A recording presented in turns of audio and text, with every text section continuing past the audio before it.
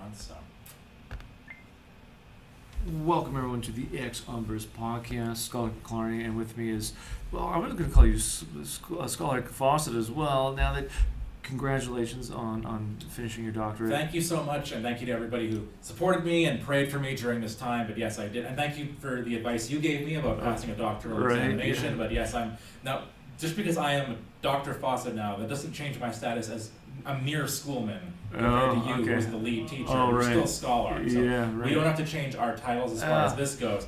The students are tripping over themselves to call me Dr. Fawcett instead of Mr. Fawcett, but for the podcast purposes, there's no difference. Like I'm still just Schoolman Fawcett, Scholar McLarney. We don't need to, unless there's some great reversal of fortunes where I become lead teacher of Chesterton.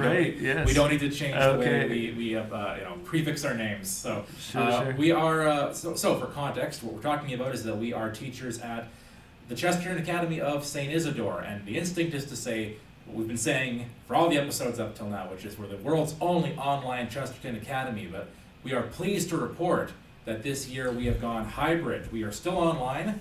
If you want to enroll yourself or your child in our Chesterton Academy and we get to teach them, we'd be happy to hear that. But we're very happy to say that for locals in the Edmonton area, we are also offering in-person classes Tuesday and Thursday. That's right, yeah. And that has been taking up a lot of our time, which is why we haven't recorded yet. That's this right, month. yes. We were discussing before about how I find like I'm busier than last year, but somehow more productive than last year. Right. Because when it was just online, when we were just working in the office, I sometimes found by the end of the day I had like diminishing returns. Like I was kind of fatigued from just sitting in my desk or my cubicle all day. Even though I had more free time, just being in there, it's not all that conducive to being productive or excited by the end of the day. But getting to teach in person and getting to hang out with the students and just be in a community, starting the day with liturgy or mass, that takes up more time, but it's also so rejuvenating that I feel like I'm more productive on the days where I'm in my desk working. I don't know, how do you feel about it? Tell anyone who asks, I have to pinch myself.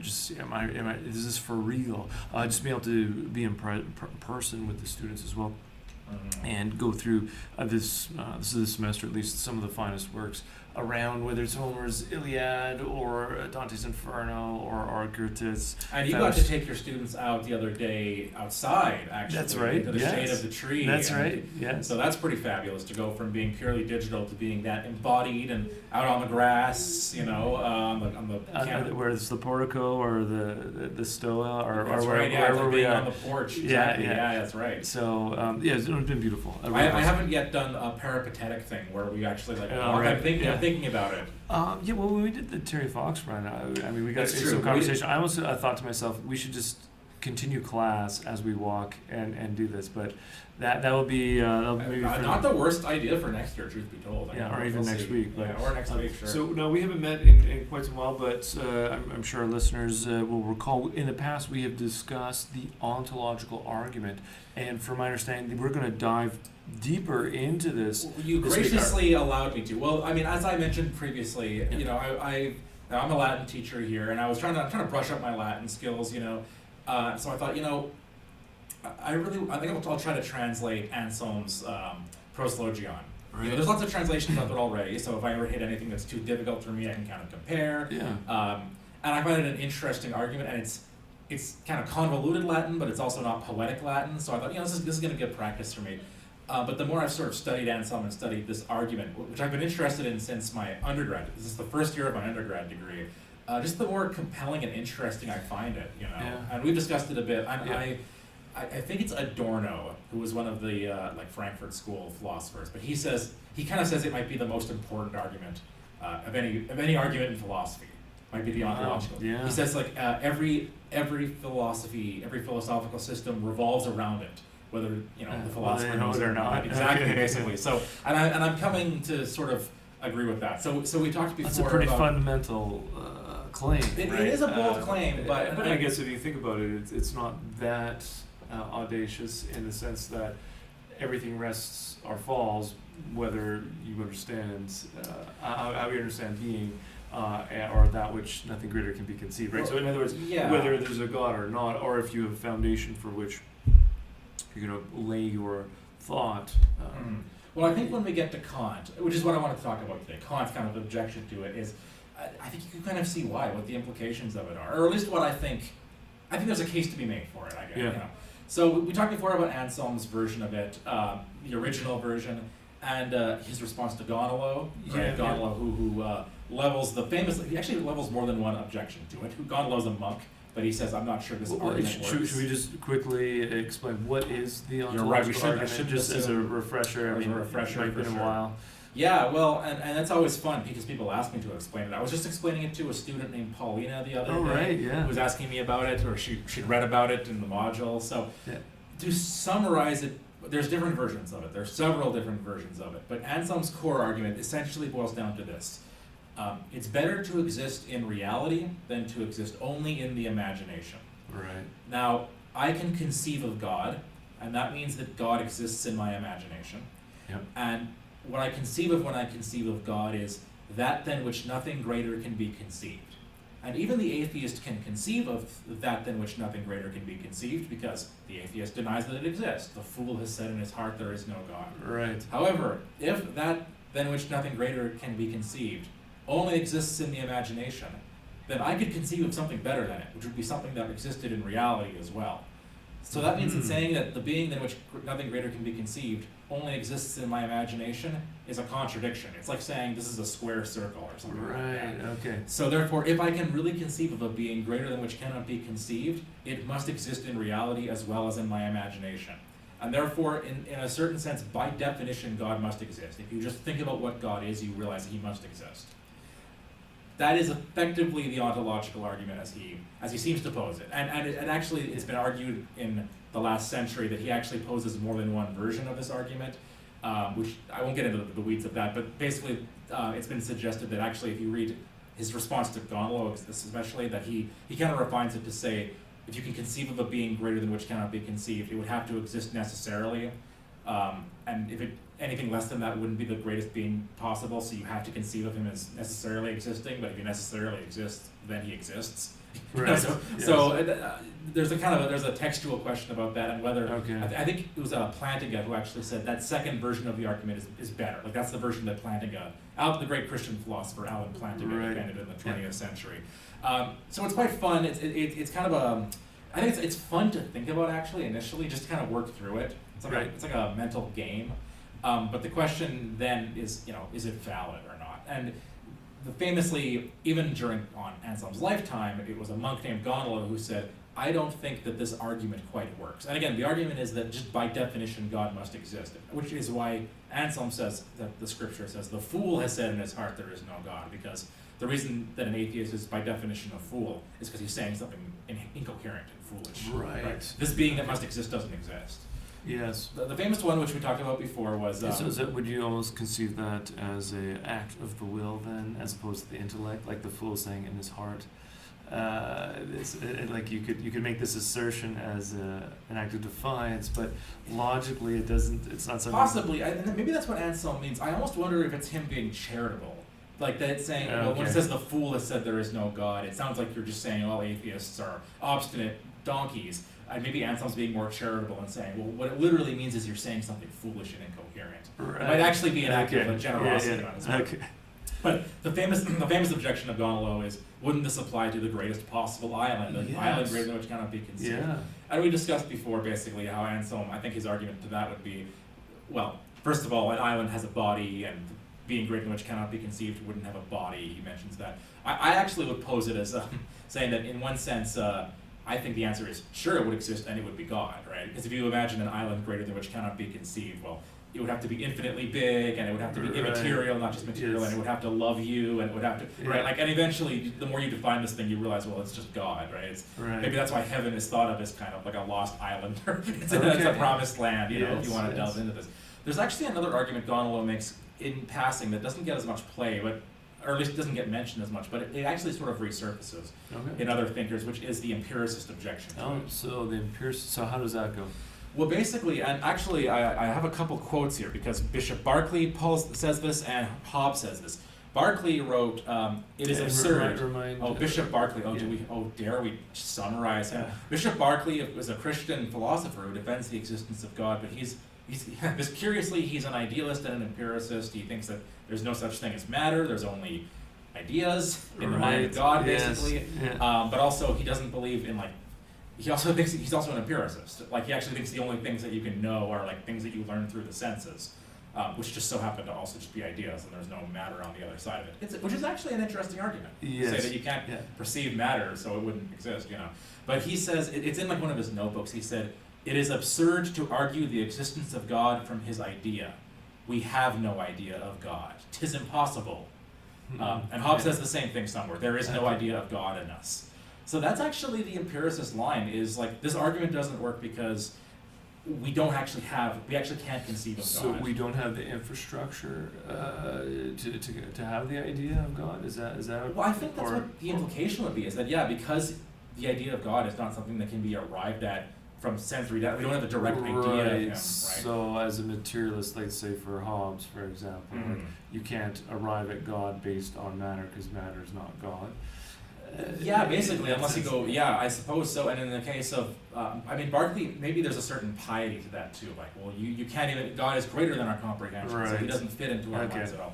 And Goneril kind of raises this also. And Anselm does respond to this in quick passing, and in kind of an interesting way, where Goneril and by the way, that is a key part of the argument that does sometimes get missed. People get kind of hung up on the greatest possible being and existing in reality as opposed to existing in the imagination. Yeah. But a key part of the argument does assume that you have an idea of God, right? Otherwise he has to exist in the imagination so that he can also exist in reality. And basically what Anselm says is, maybe Goneril would say that a being greater than which cannot be conceived is not understood or conceived and is not in the understanding or in the concept. And Anselm says, "But I call on your faith and conscience to attest that this is most false." Okay.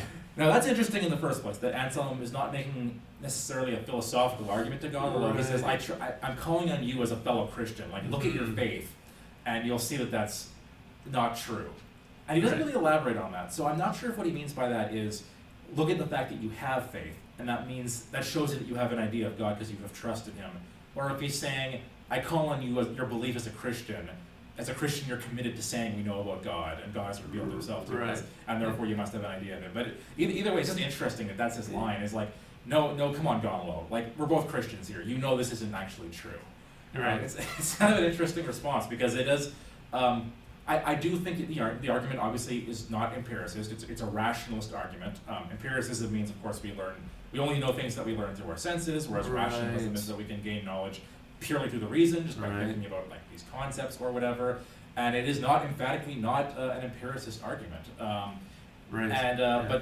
what's your kind of feeling about that, by the way? Do we have an idea of God? Because I think I see where that's coming from, right? God is beyond, he's incomprehensible in some sense, right, to us. All of our images of God are just analogies, right? How would you kind of, what's your initial feeling about that particular dispute, I guess, between Berkeley and Goneril on one side and maybe Anselm on the other? Oh, right. So do we have the infrastructure then to have the idea of God? I guess so, yeah. And that's, I think, that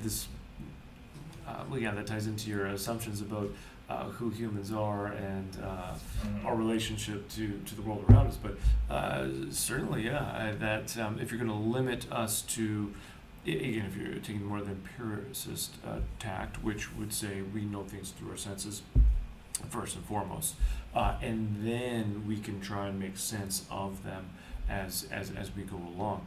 But the primary starting point would be this world around us, as opposed to the rationalist who would say, no, the primary starting point is not actually the things that we're observing through data, our senses, but it's actually within us, within the mind. And I certainly lean towards that, in saying that, yes, I think within us, that's where we would, that's where the argument, I think, is going to take root. And if we're going to think about rationality itself, how can things be reasonable? I think that alone points towards the divine. Although the whole bit about being the existence of being, right? So being, I mean, we get this through the senses too, right? Other things exist other than myself.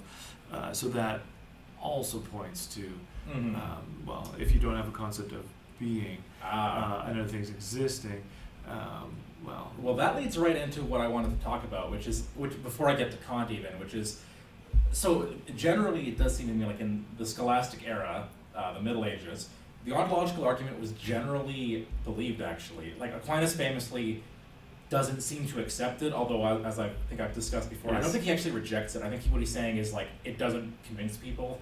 I mean, that's a whole separate question, is what did Aquinas think of it? But most philosophers who touched on this seem to agree with it, and they have their own different versions of it. Like Nicholas of Cusa has his version. Scotus kind of has one too, which is a little different. It's like, if change is possible, even if change has never happened, if you think about change being possible, therefore God must exist. So it's kind of a combination of the cosmological and ontological arguments. Like you don't have to concede that change is actually happening. Just if you think it could happen, therefore there must be God. So there's kind of a combination. And getting into all of those, I don't want to do that necessarily right here. But Bonaventure's is interesting enough that I wanted to linger on it because you've touched on it, right? So Bonaventure and Aquinas are kind of parallel figures, the Franciscan and the Dominican, right? The Seraphic Doctor and the Angelic Doctor. Dante has them together, and he has Thomas praising Francis and Bonaventure praising Dominic. So there's a harmony of them in the church, but they do take different angles. And Aquinas is more empiricist. There's nothing in the mind that didn't begin in the senses. And Aquinas seems to be saying in his epistemology that we learn about being from encountering stuff. We experience things, or we experience beings, and then the mind abstracts being from them. Bonaventure is more rationalist. He's more Platonist. Yeah. Bonaventure has a line about how does he phrase it? I showed you this line. It was, being is the first thing that falls into the mind. Oh, yeah. Is the way he phrases it, which is, I honestly don't know if that's like the way they talked back then, or if he's choosing that kind of language intentionally, like it drops out of heaven into our mind. But for Bonaventure, we come to our sense data. He's not a pure Platonist. Like he does take from Aristotle. He thinks that we, learn things from the material world. But he thinks we actually bring the concept of being to it. So the way I'm able to kind of determine that this microphone is a being, and you're a being, and this computer is a being, is because I already have the idea of being. It's akin to Plato's argument, right? But you recognize, this participates in being to some extent. It's an example of a being. And also I can tell that some things have more being than other things, the great chain of being. I can tell that a plant has more being than this paper does because it's alive, or than a rock does. And that a dog has more being, than a plant would, and that we have more being than a dog would. And how can you recognize that unless you already have the idea of being in your mind? Somewhere, okay. It's not something that you could necessarily abstract, right? That's fascinating. It's an interesting line of argument, and then he presses that to basically say, I'm summarizing. He also has this argument distributed among other various things he wrote, but basically, therefore, if you have the idea of being in your mind, that has to be the idea of pure being. Because that's the only way you can kind of recognize things as being imperfect beings or not participating fully in being is if it's the idea of being itself. Right. And being itself, this gets into terminology and all that. It would have to be pure act. There couldn't be any unrealized potential in it. It would have to be full being, pure act, total being. And that also means it has to exist. Because if it didn't exist, it wouldn't have full being. And when you press that, really what you realize is that's God. God is pure act. God is being itself. As opposed to the kind of common being that we are, but pure being, the I am that I am, right? And Aquinas, of course, defines God this way too, as pure act and as being itself, right? So really, if you summarize Bonaventure, as silly as it sounds, his argument is, being is, therefore God exists. Okay, that's pretty simple. It is pretty simple, but he's kind of probably summarizing what Anselm is saying, and in another place too, he says, goodness exists, therefore perfect goodness must exist, and the best possible thing would exist, therefore God exists. He plays with the other transcendentals, being, truth, and goodness. There are things, most things participate in truth, but you're not fully true. There must be truth itself, and the truest thing would exist because otherwise it wouldn't be true. Therefore there must be God. So it's interesting, but the one that strikes me the most is interesting is being itself. We have this concept of being that we didn't get from the world, that we're born with. It's implanted in us, actually, and that we perceive in every entity we encounter. We already have to have the idea of being planted there. And if we reflect on being itself, being must exist. It must be. That's what it is. and that's God, right? So we already have the idea of God in our minds, basically implanted, and we realize when we reflect on that idea that God must exist. Which I actually argue, if you go back and listen to our podcast on Anselm, I think that's actually indirectly what Anselm's saying too, because if you remember, the first chapter of the Proslogion is him talking about how, like, I want to find you, God, but I can't because I'm so benighted with sin, but I have the image of God, so I know you must be there. Please help me find you. And then, then chapter 2 is where the argument actually starts, where, like, God is enlightening him. So I think actually Anselm is hinting at this too, of saying, like, it's not that if you hear this argument, you'll think it through and then learn a new thing, which is that God exists. I think even Anselm's saying this too, like, what the ontological argument is, it's clarifying this thing that you implicitly already know and can't not know, which is that God exists, that pure act exists, that being exists. As perhaps St. Paul says too in the first chapter of Romans, right? So that's the Bonaventurian version of it. And I mention it both because I like it, and because if we're able to get to Hegel, I think we'll see where why Bonaventure's articulation of it is so specifically targeted to answer, I think, and still holds good. So did you want to say anything more? Well, about I was that just wondering, do you want to skip ahead to Kant then, in order to get to Hegel, or how do you want to? Well, Kant will be the next, our next guy. Although there's others we could talk about. I mean, Spinoza has a version, Leibniz has a version. I don't know how much time to dwell on any of those, but if there's more you wanted to say about Bonaventure, I think he towers above the rest, so I don't mind. Okay, we can maybe make brief mention of Spinoza. I mean, if we want to think maybe chronologically, right? So how does Spinoza, so who is Spinoza? I mean, he's was one erstwhile Jewish thinker who was excommunicated from the synagogue. Yeah, and one day we'll have to do a podcast, because I'm going to controversially say that I think arguably he converted to Christianity, by which I mean a heretical, abnormal, aberrant form of Christianity. But he did join a group that was kind of like the Quakers. It was like a study group, and he contributed his ideas to them, and his understanding of God. He does think that version of God speaks through the prophets, and he said Jesus was the highest of those prophets. So we'll talk about this someday. We'll have a podcast where I think you could argue that when Baruch Spinoza became Benedict Spinoza, he arguably became kind of a heretical Christian. But he is precisely that. He was a philosopher who, gosh, how would you summarize this? Besides the fact that he died from inhaling the dust of clouds of glass. That was a Hegel line, I think, that he died of consumption, just like his own philosophy tried to consume everything. But he proposed this sort of new religious perspective on the world of a love of God, but by that he meant God not as a personal deity who loves us, but as you could say pantheist. Although that's a bit reductive, as the principle of rationality in the world itself. We talked with Dr. Brett Sokol before about the idea of substance. He thought that God was the one substance in the world, and everything else is just an accident of God. So it's kind of monism, it's a kind of pantheism. And what he was doing, actually, Spinoza comes after Descartes, who actually we ought to probably talk about, because Bonaventure and Anselm, Anselm begins scholasticism, you could argue. Descartes begins modern philosophy. And of course, Descartes deals with this problem of how can I know that anything is real and I'm not being deceived by an evil demon or asleep or in the Matrix. And because I can't be sure that any of my sense data is telling me the truth because it's lied to me before. And math seems true, but I've made math mistakes before. And he has an argument that is quite similar to Bonaventure's. And I actually checked Frederick Copleston, the Jesuit historian. I looked at his entry on Bonaventure, and he said the same thing. So I know I'm not crazy, because I thought this kind of sounds like Descartes. And he says, Descartes and Bonaventure kind of have parallels here. I don't know if there was influence, but effectively, Descartes sort of says, I have the idea of perfection, even though I've never seen a perfect thing, and I can recognize that the things I've encountered are imperfect. But where did I get the idea of perfection from? Well, there must be someone must have put it there, and that someone must have been perfect himself. Clearly that must be God, the perfect God who created me. And if God is good, which he has to be because he's perfect, he wouldn't intentionally deceive me. He's not an evil demon, so that means that my senses are probably basically reliable. I just have to recognize they're not infallible. So now I can have confidence that the world I'm interacting with is the real world. So he's plunged into this darkness of despair of I can't trust anything. Then he lands on the ontological argument, and the advantage of that argument is unlike the cosmological argument, we see a lot of contingent things, and therefore there must be a necessary being, or the teleological argument, which is all the stuff we see in nature seems to have a purpose, and who gave it to them. Those don't work if you don't think anything's real.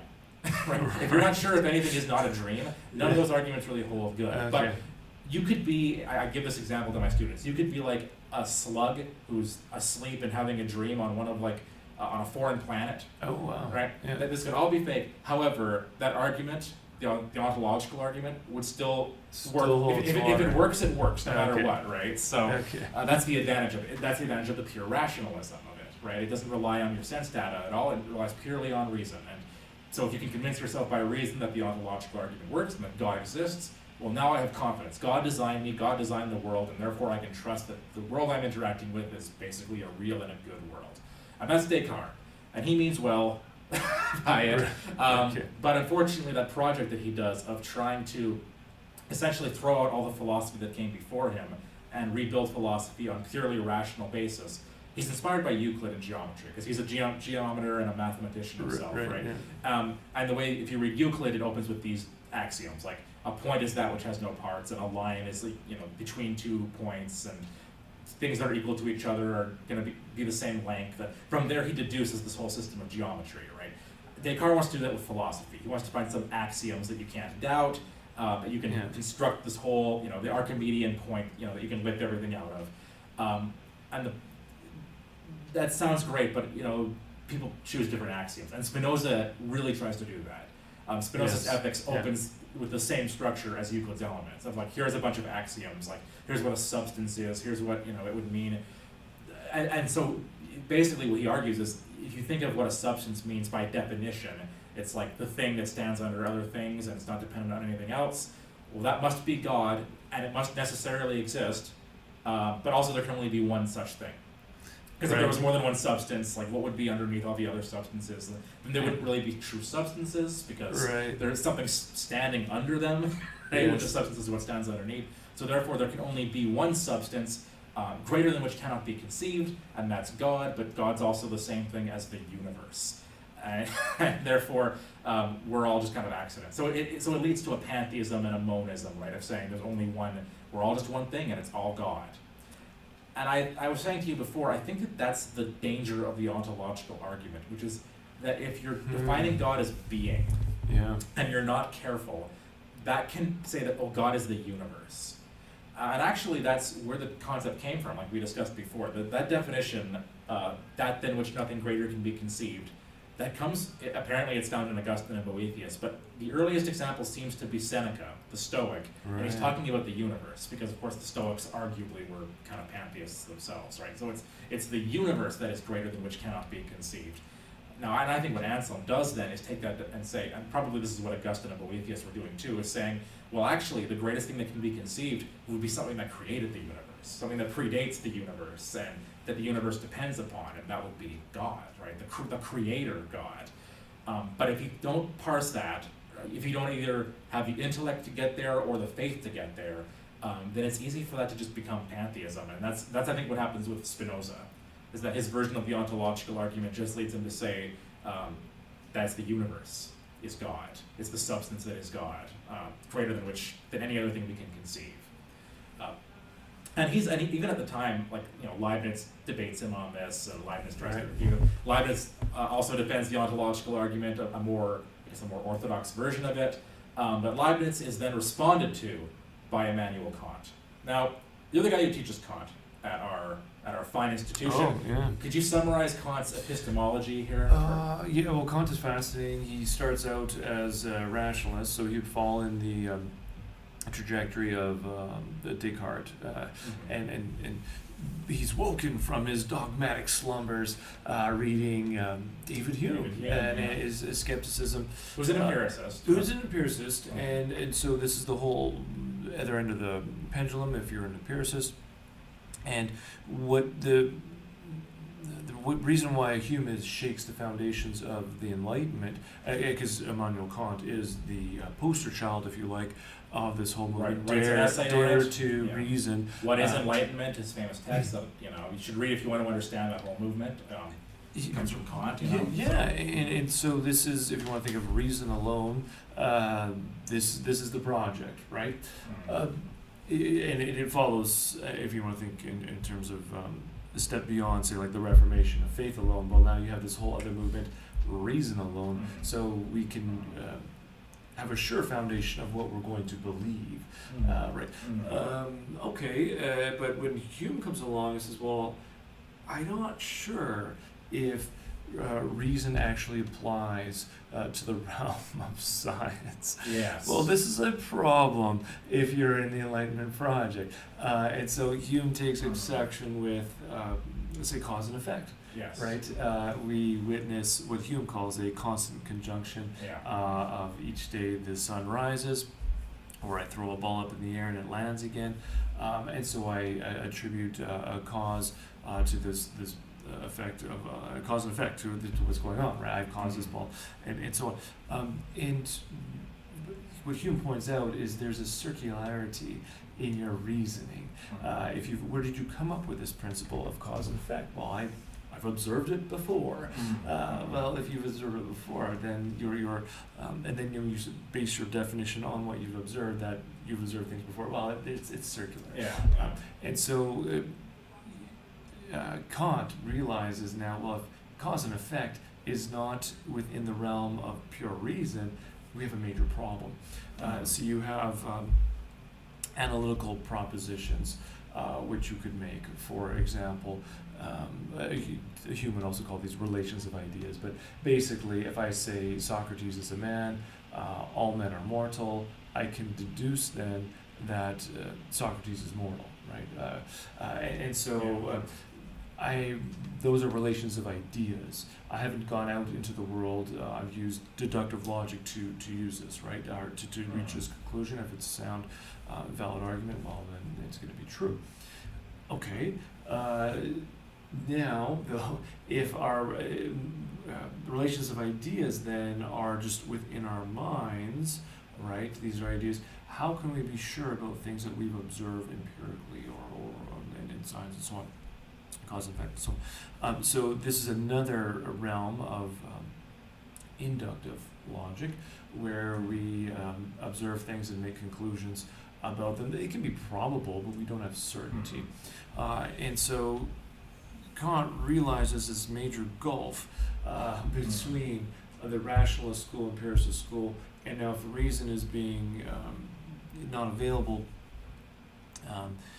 to anything other than deductive logic, well, this is so this is Kant's project, is to try and bridge this empiricism, rationalism, because with the synthetic a priori reasoning, which essentially says, no, there are certain things that we can use rationally, using pure reason, which do have impact on the world around us. Mathematics, as well as cause and effect, he says, will be these. So with Kant, he's to the rescue of this Enlightenment movement, and so he builds his synthesis on this, on this type of system, so that we can now have at least some certainty, I guess, some assurance as to what we can know, a reasonable foundation for what we believe. And he still retains his good old Cartesian skepticism as well, when it comes to, can you actually know the thing in and of itself? So no, that's the noumena, that's within, we can't have access to it directly, but we do have access to phenomena. So using our senses, we can take into us, we can process things about around us, at least the phenomena of them. And we have these insight categories within us, Kant has 12 of them, that we can know, such as quantity, quality, number, and so on, and location. And so these are things that we can process because they're in the infrastructure of our mind. So if you want to, think of it this way, but Kant basically sets up the human being as a subject, so we're able to actually process some things of the world, even if we can't access them directly. And so now we do have this ability to at least have a reasonable basis for what we're claiming about the world around us. Yeah. So that gulf still isn't necessarily bridged, though, that you mentioned earlier. I mean, it's ambiguous, right? There's the thing in itself versus what's the phenomenon there's a rapprochement, if you like. Okay, so he's going to draw it closer, certainly, though, to what we can have. Yes, so he's not going to have the same skepticism, or mitigated skepticism as Hume. But yes, he will have this layer of agnosticism as to what we can know. So whether it's the thing of itself or other things that aren't physical, for instance, the metaphysical, he relegates to the realm of agnosticism altogether. So we just can't access it. We can't with reason at least. Right. Exactly. Yes. Yeah. So there is still just the rational, the noumena, the thing in itself, we can't really know about, and he relegates everything that's religious to that. The soul and God, and we just can't know anything about it, which means you can't say they don't exist. So I guess religion is safe, but you also can't say we know anything about it. So asserting anything about religion is impossible either. All we can be, I wouldn't want to say sure of exactly, but because our minds are constituted in a certain way, we process what we get from the external world, and that emerges as the phenomena, and that phenomenal realm we can work within. But in terms of like what is the real world like, we don't know. You're right. Yeah. It's transcendental idealism is what it's called, right? Yes. So we have these rose-tinted glasses which allow us to perceive what's around us, but it's through these. So it's not object that comes first, and then we create ideas about it. It's for Kant, it's the other way around. Yeah, exactly. We have these Copernican revolution. Yes. He's moved it from talking about the world outside of our minds to we start within our minds. Yes. And I think it's a fair question of does that really get us further than Descartes? Well, that's a very interesting question because in Descartes' meditations, he's setting out to prove two things, not using scripture or faith, but he wants to prove the existence of God and the immortality of the soul. Now, if you look at Kant's project, he attempts to do precisely that as well. Sure does, yeah. In a roundabout way, but it's through his ethics and his categorical imperative, which I don't know, we won't necessarily go into all of that, but his idea that of the good, that is the good. Because of ethics, there must be a why would we do this, right? So there must be some reward for this in the end, hence the immortality of the soul. We have to act as though God exists, but that doesn't necessarily mean that he does, or that we can be sure that he does. Yes, well, that's the whole category. His whole ethical system is based on we must act as if everyone else could do the same as us. Right. The universal law. Yeah. So it's the golden rule translated into philosophical garb, and then now he has a rational foundation for living out a Christian life. Sure, I mean, to his credit, Kant's a pious Lutheran, and so this is what he's attempting to do. It's a noble project in that he wants to have a firm foundation, a rational foundation for living out a Christian life. Right. The question is, what comes first, right? Is it your ethics or your faith? But for him, he's able to then have his philosophy first, which leads to his ethical system, or his epistemology leads to his ethics, which then leads to some sort of theological claims that we can make in at least proving the immortality of the soul. And if the soul is going to be immortal, well, that can only be sustained or housed within a God, right? So we have God as well. Yeah, it's some people like myself would say that still feels like a kind of skepticism, though, fundamentally, right? In that we still can't know directly if there's a God or not, right? That's in the noumenal realm. We sort of have to act in such a way as though he exists ethically, but the theology, like something like the scholastics would do, it has been made impossible, right? Like you can't speak authoritatively about God, and there's even questions about how God could reveal himself. Like, could the noumenal become phenomenal, right? Right. And again, he goes through, because he, prior to getting to this ethical argument for God's existence, or for at least acting as though God exists, and he goes through the arguments for God's existence and rejects them. And one of them is the ontological argument. Okay. And his argument against, he has two arguments against the ontological argument, or maybe they're the same argument in two different forms. One is that, yes, it proves that if God existed, he would be a necessary being, but that doesn't prove he exists. So the Pythagorean theorem would prove things about triangles if triangles existed. Like if there's a triangle, it would necessarily have to have these angles with these proportions. Right. But that doesn't mean there are any triangles out there. Okay. Right? Yes, It doesn't mean that triangles actually exist because of the Pythagorean theorem. So that's one angle of it. But the other is, this is the sort of famous argument, is Kant says existence is not a predicate. And the ontological argument tries to make the existence into a predicate. Now what does this mean? Well, a tiger, it's big and it's mean and it's got orange and black stripes and it's carnivorous and it exists. But Kant says no. That's not a thing. You can't just add, all of those other things are sort of definitional to what a tiger is. Right. But existence is not one of those things. You can't just add existence as, this is another attribute among several others that this thing has. So if a triangle has certain angles and three sides, you can't then add existence to it. So we can't just say it also exists. Exactly. You can't just list that as one feature among many that something has. And his example is money. Thalers, I think is what he calls them in German. Which sounds like dollars, but I don't know if they're connected. But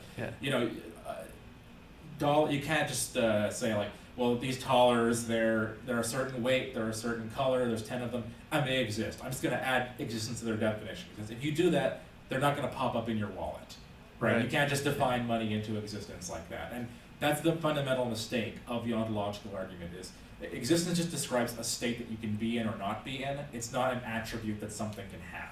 So that's almost going back to you can conceive of existence, but that doesn't mean that it's real. Or sorry, you can conceive of that which nothing greater can exist, but that doesn't then mean. Yes, basically your conception. Well, this is a line from Russell. I have a bunch of quotes. I don't want to read them all because it will take so long. But this Russell quote I think is so interesting. Bertrand Russell, in his history of philosophy, talks about the ontological argument, and he says, it's got a distinguished history and it deserves respect. And he says, the real question is there anything we can think of which, by the mere fact that we can think of it, is shown to exist outside our thought? Every philosopher would like to say yes, because a philosopher's job is to find out things about the world by thinking rather than observing. If yes is the right answer, there is a bridge from pure thought to things. If not, then there's not. Okay, yeah, so we're back to Kant's problem then of bridging our minds with reality outside of us. Right, and I think that is where there's a disjunct between Descartes and Kant, where Descartes and Kant. Descartes and Kant, yes, actually. That's an easy one to misspeak. But sure. Descartes, for all his problems we can identify, thinks that reality and the way our minds work have some correspondence. Yes. Even though he's this great skeptic, he still thinks, if you can think about something rationally and you can rationally prove it, it must be true. Yeah. And Kant kind of guts that a little bit, as much as he's trying to build this rational foundation. Because Descartes really is using skepticism as a tool to prove his system, as opposed to having this allegiance to it. Right, yeah, which he's finding. It's a methodological doubt, exactly. Yes, which leads, Whereas Kant, so for example, Kant, and Russell talks about this, when Kant deals with cosmological argument, which Leibniz made maybe the definitive version of, he thinks that the cosmological argument is just a disguised version of the ontological argument. And that seems odd when you look at it, because they go at it from such different angles. But again, if your cosmological argument is something like, there are contingent things, and if it's contingent, it doesn't have to exist, and therefore there must be some necessary thing. Well, that presumes that you're looking at things. That presumes that you're actually seeing contingent things. Which is not a fair assumption. Which, from Kant's perspective, is not phenomenally. That's how you're thinking about the world. Yes. But what about outside of the world? And so he says the only way you can assert the existence of this necessary being is if you can rationally prove that a necessary being must exist, which is what the ontological argument sets out to do. And then so basically he thinks the strength of the cosmological argument hangs on the strength of the ontological argument. So, and in a sense, I see what he's saying, what Russell and Kant are saying. And I think from a Cartesian perspective, and maybe Bonaventurian perspective, they're right. Maybe if you don't have all these other arguments for God's existence, or for anything else even really, presume a correspondence between our mind and reality that you the question is that an act of faith fundamentally, or can you prove it? And I think that's where the ontological argument, that's why I think Adorno says it's the key to every other system, because that kind of resolves it for you. If you think that like this thing can rationally be shown that it must follow, but it's still not real, then you've basically put a disjunct between the way our minds work and the way the world works. That's going to affect everything else in your system. Yeah. And this is where Kant lands, is being, well, because existence isn't a predicate, which is, it's a logical argument, right? Like you can't just assign it's not one of his categories, for example, that you mentioned, right? Yeah. Like it's not that you can't say that a thing just has existence as an attribute. Nothing has to exist, I guess you could say. Then therefore the ontological argument doesn't work. And that argument kind of carried the day for philosophers for the next few hundred years. Again, in the 20th century, there was a revival of the ontological argument with Plantinga and the mathematician Gödel, who we talked about in our very first podcast, I think, who I want to go back to someday. But the funny thing is, Hegel, of all people, rejects this argument. Actually, in a way, so does Marx, but I want to talk, not today. Some other day we'll talk about that, maybe how Marx actually thinks that argument doesn't work. But Hegel specifically rejects it as saying, and it's funny how he phrases it, he actually says, Kant is being a naive barbarian. Wow, those are fighting words. Those are fighting words among two German, Prussian, I guess Königsbergian and, where was Hegel from? I can't remember. But, two German, Germany's the height of civilization, and here he is calling him barbarian. Because Hegel says, look, for individual contingent beings, sure, existence is not a predicate. Like, tigers don't have to necessarily exist. You can't just stick existence onto the definition of money and now money exists. Yeah. But he says, what that does apply to is being itself. Okay. Like being itself does actually have being baked into it. It actually does necessarily, that is a predicate of being, is that it exists. Right. And therefore Kant has made a huge mistake, by an oddly barbaric mistake for not recognizing. So would another way of framing this be saying, if things exist, therefore being exists, right? So Kant would have to concede at least that things exist. I don't know how he could not, unless he wants to go with full Cartesian mode, which I'm not sure what's stopping him in some ways. Yes. I could do the synthetic a priori, I guess, would be the way out there. It's funny, just in passing, Schopenhauer has a line where he's talking about Kant's transcendental idealism, and he says, when Kant talks about the transcendental ideal, he sounds like Anselm of Canterbury. Okay. It's almost like he's substituted the being than which nothing greater can be conceived. Oh, he's almost like substituting like this precondition for everything else that has to exist. He's substituting his own system for it. Well, that's essentially what it is. Which Schopenhauer recognizes and says, well, you're just as scholastic as anybody else, and you're wrong. And that's where Schopenhauer goes down his road of the world is will and representation, right? That's right. It's all just will, right? So even Kant maybe isn't fully consistent, right? Even he maybe has to have something in that place of God. That's the precondition to all of thought. But so Hegel says no, being clearly must exist, and actually the absolute being itself is presupposed in the way we think about anything. Like you have to presuppose an absolute overarching system in which it all makes sense and which gives it its being. Okay. It's latent in every thought we have about anything. So that's his version of idealism building on Kant. But actually, and of course the other famous one of Hegel's famous ideas is the rational is the real. So that's a very emphatic statement. There's a correspondence between rationality and reality. Yeah. Now again, Hegel though I think lapses into that Spinozan thing or that Stoic thing. If this thing proves being and being is just the stuff that bees, it becomes kind of pantheism. Right. And that's kind of where Hegel lands us again. It's like a new form of dynamic pantheism.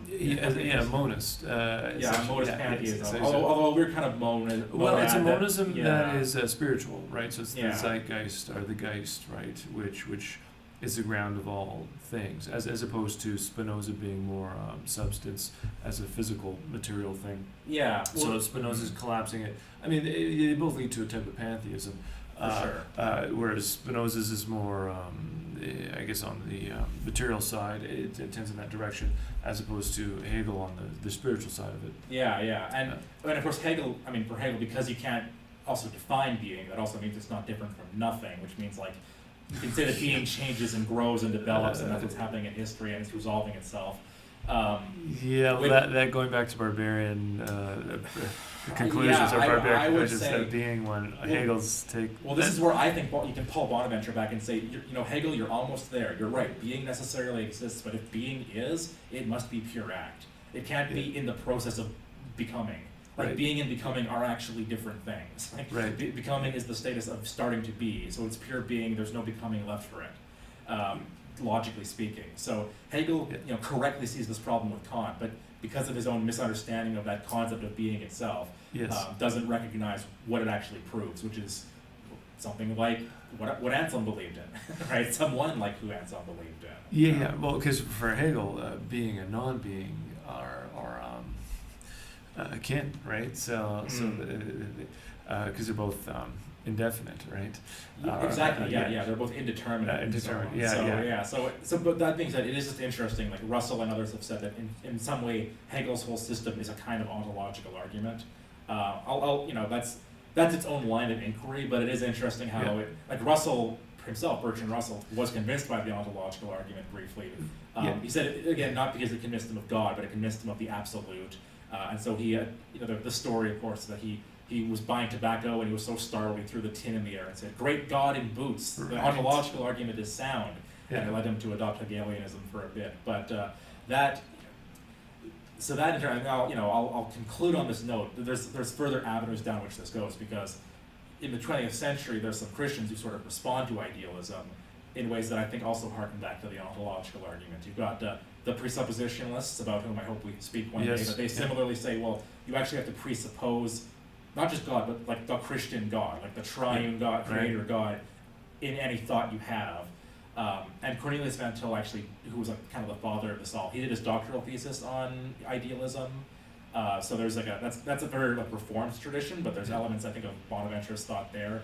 Karl Rahner, 20th century Catholic philosopher, theologian, he does something kind of interesting, responding to Kant, where he takes Aquinas and Bonaventure and kind of synthesizes them, where Aquinas says that when we experience things, it's our agent intellect that abstracts the forms from them, and that's how we know things. And what Rahner says is, well, that agent intellect is a pre-apprehension of being, right? So he's taking Bonaventure, and he would admit this, that he's inspired by Bonaventure, by saying, the reason why I'm able to look at this blob of colors and say, there's something called computerness here, is because I already bring the concept of being to it. And so my mind is already sort of looking for something beyond just an experience. It's looking for something more transcendental. And actually the perception of, and of course for Rahner, this is the what does he call it? The supernatural existential. It's a God, essentially.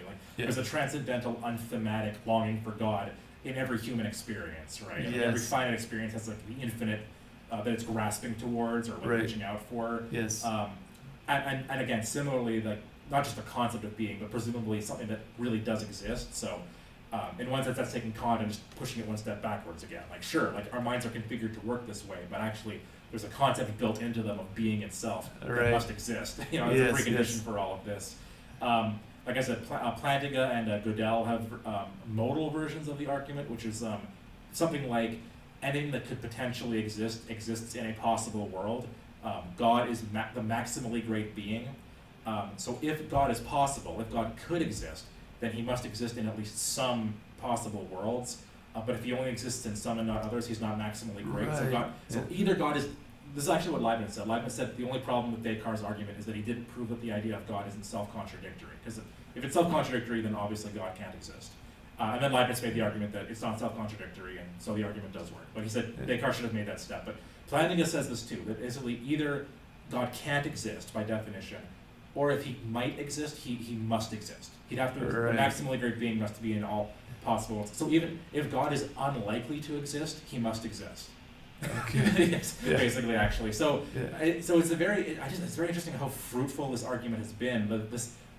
Anselm wanted the one argument that would be like the silver bullet, And whatever you think of it, it's a very fruitful idea that he had that one day, that popped into his mind, that he decided to write this fairly brief monograph about, and what it's led to and what its implications are, and how, again, I do think, like, looking at someone like Kant or Descartes or Hegel or any of these modern thinkers, the implications of the ontological argument kind of are like, either you accept that our minds can connect to reality, And maybe that is finally an act of faith. I'm not sure. That is one final thing I wonder is that maybe still an act of faith to say, you know what, this argument works and therefore God exists.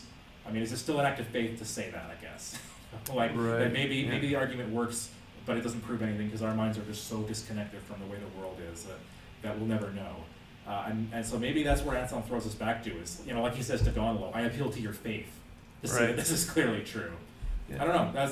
So those are some thoughts I was having last year and over the summer as I worked over this argument. But good. I don't know. What do you have to end us with? Well, I think we've covered quite some terrain there from Anselm's argument all the way to if God might exist, then he must exist in all possible worlds. Right? And so, I also helps lay the ground for the starting points of how we understand what we understand, how we interact with the world. So the presuppositions which we build any type of thought on. So, and mentioning, of course, yes, this is a plank or a foundation which a system is built, or it's not, right? Well, and actually R.G. Collingwood, the philosopher of history, he was interested in this argument too because he thought Anselm was actually defining all science. Because Collingwood said, reason is faith cultivating itself. And what he meant is that every science, he thought, rests on a foundation of faith. Like I'm not faith, but I'm perceiving something real. Yes. And every science is just working that out. So when Anselm says theology is faith-seeking understanding, that's actually a definition of all science, according to Collingwood. So that's interesting there too. Yeah, the fact that faith is latent in everything we do. So it's an interesting insight, and one that I think Anselm would say should ultimately drive us back. It's not just intellectually interesting, but the point is, not only is our mind and all our thought is built on God, but our lives, right, should be built on God too. The implication is you can't do anything apart from God. Be rooted in Christ, as is our district motto. Because your thought already is, whether you realize it or not. And I think that's what Anselm would want us to take from it is strive to be a saint like he was and like Bonaventure was.